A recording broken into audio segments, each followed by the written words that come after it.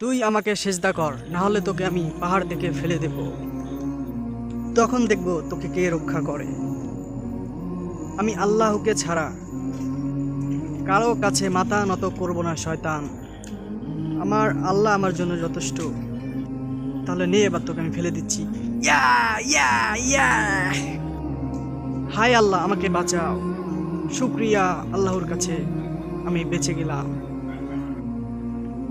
ভিডিওটি Islamic video. আপনার আলোর পথ চ্যানেলটি সাবস্ক্রাইব করবেন, আমাদের সঙ্গেই থাকবেন। একটি শেয়ার, একটি লাইক করতে ভুলবেন না। অবশ্যই আলোর পথ চ্যানেলটি সাবস্ক্রাইব করবেন, সঙ্গেই থাকবেন।